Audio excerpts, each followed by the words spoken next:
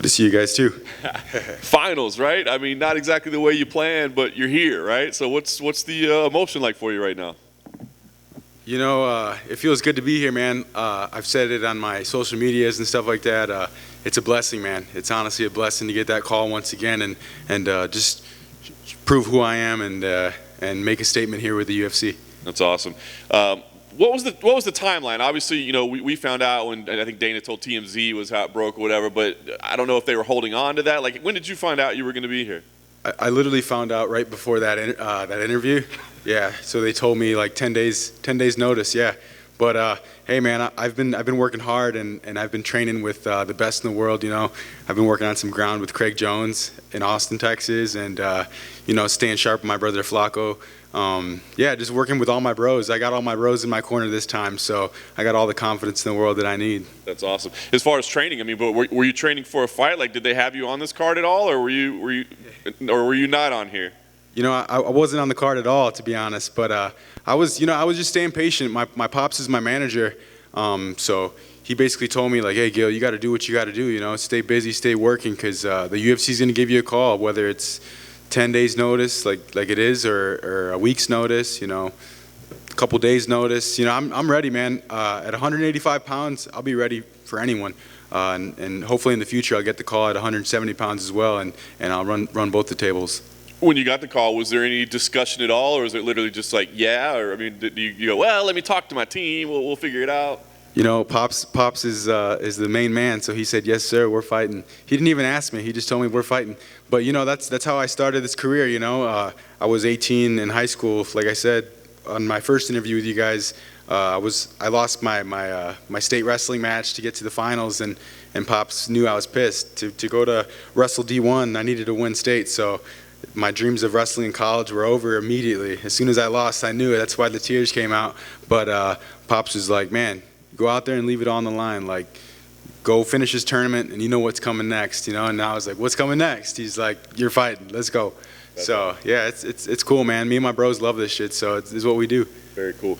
So talk about the matchup. Obviously a teammate. Give me the scouting report, the idea. How do you think you guys match up? I think we match up good. You know, I've been telling the UFC and everybody asking me what do I think about the fight or how it'll play out. I've been watching the reel on the UFC where they show Stephan Bonner versus Forrest Griffin, and I see me and Brian as two big bodies. You know, they were calling us the Twin Towers and stuff on the season, and you know, we're just two big bodies willing to put it all on the line. That's awesome. So how would you judge your whole Ultimate Fighter experience? I mean, obviously it's a family tradition at this point. I'm assuming if you win, it'll be a little bit sweeter, but as it stands right now, what did you think about the whole experience? You know, the experience is great, man. Going out there and just doing stuff on my own for the first time in my life really was awesome. When it came to cooking, like, my family had my back. They were like teaching me recipes and keeping me clean. My little brother John, actually, he's my chef. He just turned 18. He's been doing culinary for a couple of years.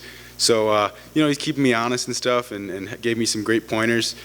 Just being in my own mind, you know, and having to focus on my own and not have those affirmations from my brothers telling me that I'm the best, because they know it, you know. They train with me every day, and they know what I got.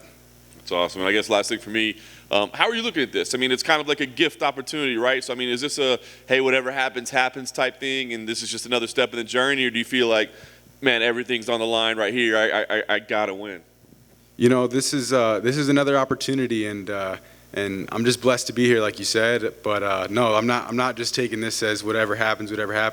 I've been working hard for this opportunity. Ever since the tough show, I've been focused and I've been hungry. You know, my family knows it too. They didn't see the nicest Gilbert Urbina after the tough. You know, I was more in my head. I was a little bit more like ready to fight again. You know, I've been itching, and yeah, I'm just ready to, like you said, put it all on the line, man. That's what I definitely am going to do, and I'm going to win the Ultimate Fighter this season. I'm going to bring it home for the fam. Team Urbina, you already know. RGV 956, we coming. You know, like, we're representing all of Texas too. Like I said, I was training in the capital, Austin, Texas. I got great training partners out there. I can't wait for after this fight to get back out there and keep evolving. You know, whether it's at 10th Planet Austin with those guys out there, with the B team, Craig Jones, the B team. Shout out to the B team. You know, like, hey, I'm on the B team. You know, they gave me this shot. I didn't make the A list. I didn't make the finale, but they had to call into the B team and call Gilbert Urbina out here to put on a show. Do you feel like that possibly you winning in this manner could possibly mean a little bit more than if you had gone through just like normal, like anybody else, having to come in on short notice? Would that be a little bit sweeter, you think? You know, I come to fight every time, every single fight. I come to fight my best fight, and you know, I may feel those emotions after the fight, but I'm just so zoned in and focused on what I got to do. Having my brothers with me too, like I said, is just such an advantage because throughout the season I didn't have that. You know, I didn't have people to talk to really. I kind of stayed on my own. I don't know if you guys noticed on the season, a lot of these guys were mutually hanging out with each other, playing cards. And it was cool, you know. I can't knock them. It's trying to kill time, but to me, it was preparing, it was recovering, it was just being in my head. I was a little in my head, you know, and not the most motivated Gilbert Urbina, but now that I have my family with me and my people with me, I'm gonna do great things. And just a fun one, was there anything that happened in the house that didn't make it on the show that you feel like fans might have been interested in? Other than the one funny thing is those Aussies, they like to play, they like to make bets, and if you lose the bets, you got to do a nudie run. And one funny thing was Brian and Ryder ended up losing a bet in a game of pool, and they did a nudie run. It was like, man, what are you guys doing, bro?